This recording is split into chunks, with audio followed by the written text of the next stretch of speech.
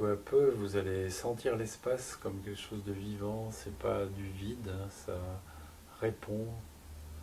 Vous pouvez poser le corps sur l'espace, l'espace vous soutient.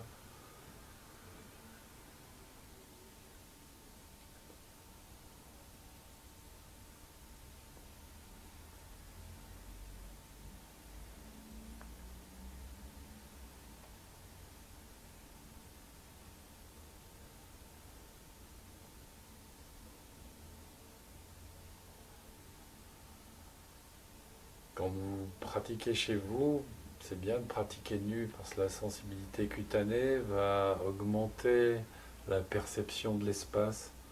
Ça peut devenir aussi fort que de l'eau, par exemple. Si vous faites Tandava dans l'eau, si vous avez de l'eau jusqu'aux épaules, vous comprenez beaucoup de choses sur la pratique parce qu'il y a cette légèreté, votre corps est porté par l'eau.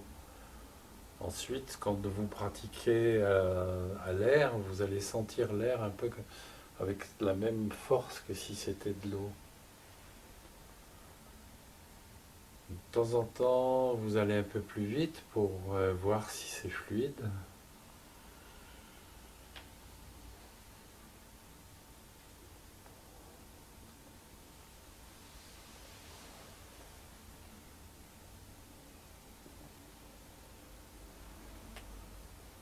Et après, vous revenez à la lenteur.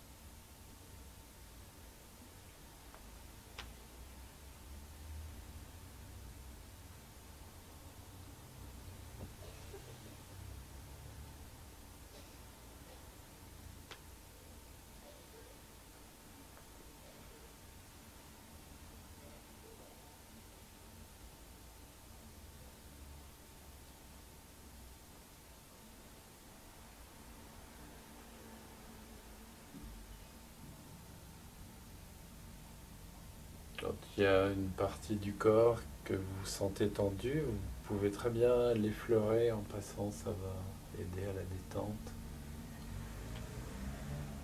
Et bougez bien tout le bloc épaule, omoplate, que tout ça soit très mobile.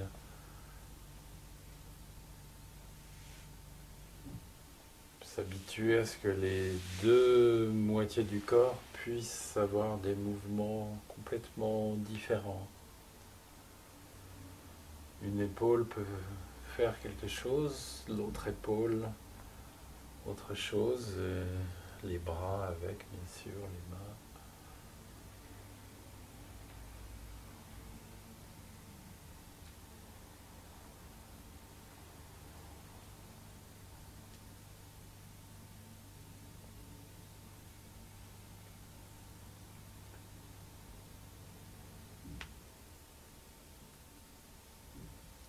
Peu à peu, avec la pratique, la main va se détendre considérablement, va devenir beaucoup plus douce.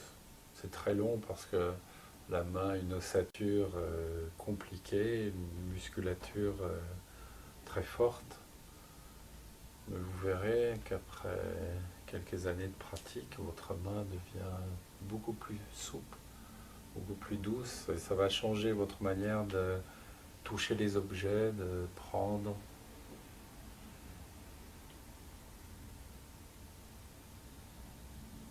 Et aussi la sensibilité de la main va se développer, vous sentirez beaucoup mieux la matière, vous ferez mieux la différence entre une poignée de porte, la céramique d'une tasse, etc.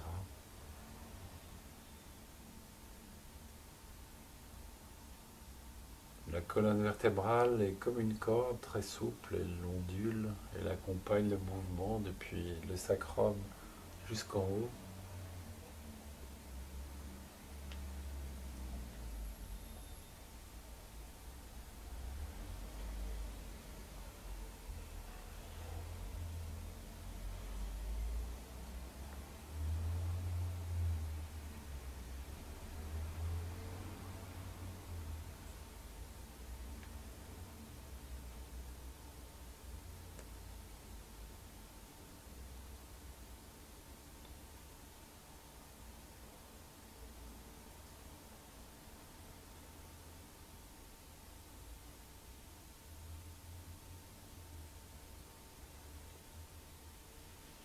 Ensuite, on va pouvoir passer à la phase suivante des temps de